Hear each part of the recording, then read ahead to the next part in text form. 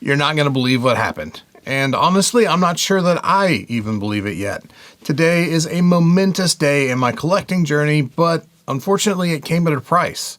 I've acquired a holy grail comic that I've been chasing for years, but the sacrifices I had to make to obtain it are, well, let's just say they weren't easy decisions. As you can see from the thumbnail though, it's not just stacks of cash that had to go, but some heavy hitters from my collection as well.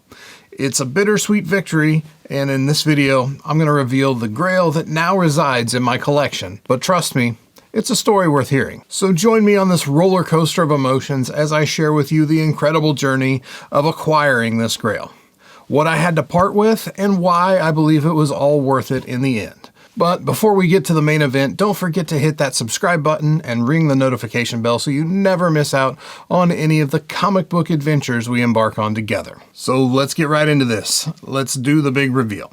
All right, here it is. I have picked up a CGC 9.2 copy of Teenage Mutant Ninja Turtles #1 first print. If you caught my 2023 comic book want list video, then you know that this book was at the top of my list. It was my pie in the sky. There's absolutely no way in hell I'm going to get this book this year book. Fortunately for me though, prices on TMNT books have been coming back to reality like a lot of books have following the boom times of the last couple of years. Now, after years of hunting for a copy, I actually found myself in a unique situation where I had two of my comic shop owning buddies that had a copy at the exact same time. One guy had a 9.0 Blue Label and the other had this 9.2. The books were valued roughly the same. The 9.0 was actually double signed and had a sketch in it as well. Unfortunately, though, like a lot of TMNT ones, the signatures and sketch were on the inside of the front cover. So the book is a Blue Label, and unfortunately, you don't get to see the signatures or the sketch, which is a bummer, right? So after some conversation with the two of them, it looked like the 9.2 was going to be the copy that I had the best shot at, as the seller was more open to a trade-heavy offer, which is where I found myself needing to be. I have a lot of books that I could trade into a transaction and a little bit of cash. So thankfully, the seller with the 9.2 was open to a lot more trade. Unfortunately, when this 9.2 copy was received back from CGC, because it actually walked into this guy's shop raw along with a few other books, there was one small problem when they got back. The labels for the entire order, which included TMNT 1 through 4 and Raphael #1, they all came back with the labels mismatched. There wasn't a single book that arrived with the correct label in it. So what that meant was back to CGC the books went, and the wait continued. After several weeks of waiting for the books to be fixed, and hopefully maybe QC would check them out this time as well, I got the call last Friday from my buddy Connor, who is the owner of Tater Tot Comics and Collectibles, and he let me know that the books had made it back and that it was finally time to do the dance for this book. He'd said early on that he didn't want to negotiate for the book until he actually had it back from CGC, had it in hand, and we could go from there. What he said was that he valued the book at $18,600, which was the price of the last sold copy showing on GPA back in July of 2023. We went back and forth a bit and we wound up coming to an agreement. So now let's talk about what I had to give up to bring this thing home. The thumbnail pretty well tells the story for this one. I traded in 4 of my PC books and a stack of cash for this TMNT 1 first print. Traded in were my CGC 9.8 Tomb of Dracula 1, a CGC 7.0 Tomb of Dracula 10, a CBCS 5.5 Giant Size X-Men #1, and a CBCS 8.0 Incredible Hulk 181. It's been interesting to see people's eyes get progressively bigger as I list off those books when talking about the trade, as the general consensus kind of seems to be that most people would rather have what I traded away over the TMNT 1, but I mean, not me, clearly. Really, the short version of my justification for this is that outside of the TOD 1, these books are all undercopies from my PC, meaning I still have other higher grade copies in my PC still. As for the TOD1, that's a book that I bought raw back in 2008 for $350 from my local LCS. They had in this really nice Silver and Bronze Age consignment collection, and I was just slowly working my way through it. And that Tomb of Dracula 1 just happened to be the next most expensive book from that collection that I hadn't already brought home yet. So 5 years later, I wound up having it pressed and graded, and surprisingly, it came back a 9.8. And it's actually the only 9.8 I've ever received from CGC, because I don't submit a lot of modern stuff. Most of what I submit is Silver Age and Bronze Age, maybe copper at the absolute newest. In addition to those books, I also had to put down $6,500 cash as well. All of that totaled up to be a good amount beyond the $18,600 sticker price. But that's how trades work. You never get full dollar for dollar value on a trade. Typically, you're gonna have to go 20 to 25% more in trade value, because what happens is the person receiving the trade needs to win value-wise, because they're taking on additional risk of having to sell those books in lieu of actually receiving a cash payment. So ultimately, I would have liked to have come in a little bit lower on the cash side, but when I sat down and thought about it, it really wasn't worth the risk of losing the book over a couple of $100. I decided it was just time to pull the trigger and finally be able to check this box for my personal collection. If you're not familiar with the book, Teenage Mutant Ninja Turtles #1 was independently published in May 1984 by Kevin Eastman and Peter Laird from their jointly owned Mirage Studios, after they'd borrowed just under $1,100 from Eastman's uncle Quentin Eastman, because they didn't have the money, starving artists and all. With the money in hand, Eastman and Laird were able to have 3,000 copies of the book printed. The first print quickly sold out, and it was followed up by a 6,000 copy second printing run, and then a 35,000 copy third print run, all of which were in this original oversized format. The Mirage comic series is significantly more violent than the TMNT so many of us grew up with on Saturday mornings, but that gritty vibe is what helped the series break out in the mid-1980s comic market and more or less launched the black and white comic book boom of the 80s. Now, if you followed the channel, I always like to try and get the story behind the books I buy whenever possible, and I was really happy to get the story behind this particular copy of TMNT #1. That story goes that the previous owner bought the 5 TMNT books that I mentioned that were all brought into this store and sent off to CGC, issues 1 through 4 and Raphael #1, which were all first printings. He bought them back in 1987 for a grand total of $80. You heard that right, $80 American. So that's not a bad investment on his part. The story goes that the previous owner would get the books out from time to time and read the books, and then he'd just put them back in their box, and that continued on until he and his wife started a family, and at that point the books were stored away in a closet and more or less forgotten about. Now, the previous owner's wife does inspections for the fire marshal's office and happened to be the inspector to assess Tater Tot Comics when they were opening, and it was her urging that helped the books find their way into the store. TMNT 1 has been a challenging book to value for many years. I remember when I first got back into the hobby, it really blew my mind that Overstreet Price Guide wouldn't even put a value on the issue because they sold so sparingly and there was no consistency with what copies would sell for. The fan base for Turtles has always been sizable, which has helped keep demand high for nearly 40 years at this point. But with third-party grading and sales tracking services like we have now in the hobby, it's easier to assign a value to the book than ever before because we actually have trackable data. Like most books, TMNT 1 saw some crazy jumps in 2020 through 2022.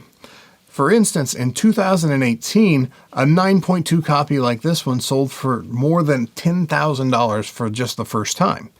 Another sale would cross that 5-figure threshold at the end of 2019. No sales in 9.2 were recorded in 2020, but 2021 came in very strong with a total of 4 sales ranging from $27,000 to $36,000.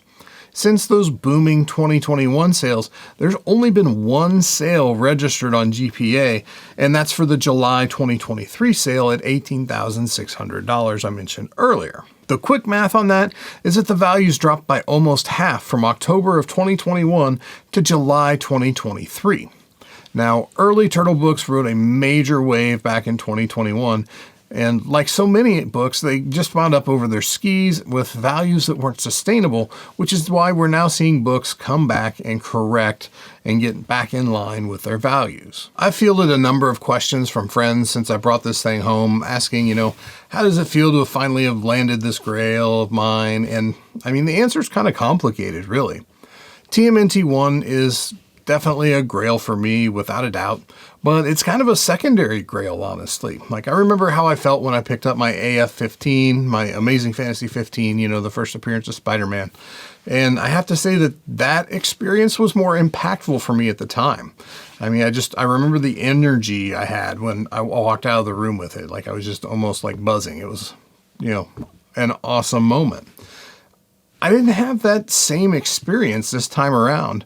But, maybe that's the difference between 29-year-old me, who was strictly a collector buying a major grail for the first time, versus 39-year-old me, who's been actively buying and selling comics as a business for, over a decade at this point. Maybe by now I'm just jaded and I'm dead inside when it comes to comics. I don't know.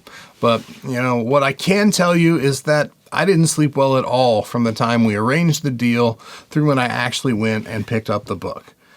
Beyond that, I've gotten this thing out at least once a night, every night since I brought it home, and I'm still not sure that it's fully registered with me that not only do I finally have a first print, but I wound up being able to get a higher grade copy than I ever expected to have. My inner circle has listened to me bemoan that I passed up a CGC 8.0 copy of TMNT 1 back in August 2019 for just $6,000, I think it was. Now, I'm clearly more invested in this particular book, but it's not something I'm worried about, to be honest with you. I've talked about the significance of the Ninja Turtles many times on the channel, and as we sit here today, another TMNT movie is just coming out of the theaters. It's hitting the streaming platforms. Reissues and newly designed TMNT action figures fill the toy aisles at your neighborhood department stores. This brand is as strong as ever, and if we haven't found the bottom just yet, this book is going to be in my collection for a long, long time, and the long-term prospects for its value are as strong as any book from the last 40 or 50 years, in my opinion. And, I traded off some great Bronze Age books as part of this deal, so I could get this thing. And yes, the Tomb of Dracula 1 is one of 88 9.8 copies, tied for the top of the census.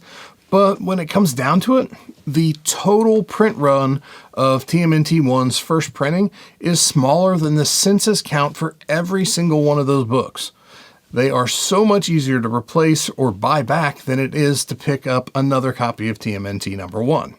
The TOD 1 was definitely the hardest book to part with, which is probably why I've talked about it more than the others here. But when I really think about it, that book doesn't mean anything to me. I was fortunate enough to be its caretaker for over 15 years. And, it's a good reminder that we really don't own any of these things, any of these books. We're just tasked with taking care of them for their future owners. That said, I have a picture that I took as a joke back in August 2021 when I was at Planet Comic-Con Kansas City, and that picture's made me feel really good about the deal I made for this book every time that I've pulled it up or shared it this week. I'll post it here for you. As you can see, just 2 years ago, somebody was asking nearly $30,000 more for a CGC 9.2 copy than what I just, quote-unquote paid for mine.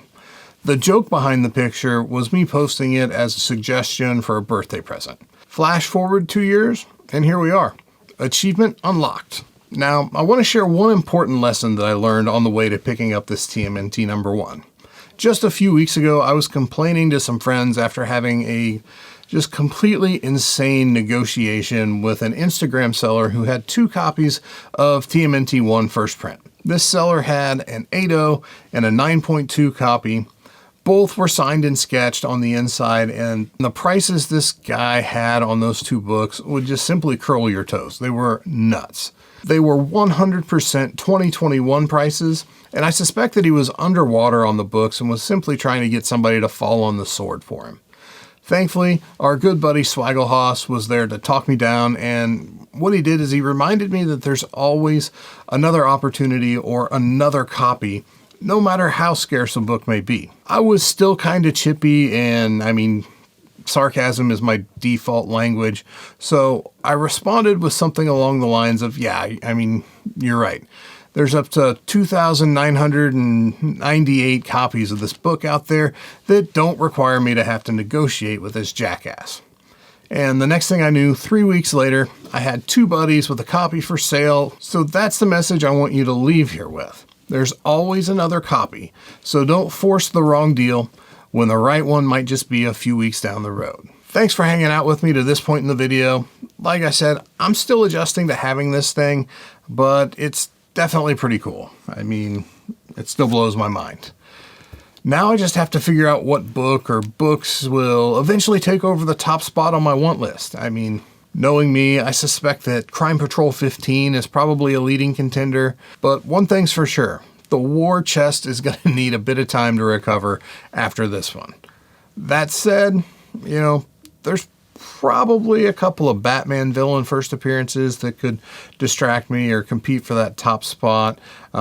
They're definitely on my short list as well. So let me know down in the comments below what big book you think I should go after next.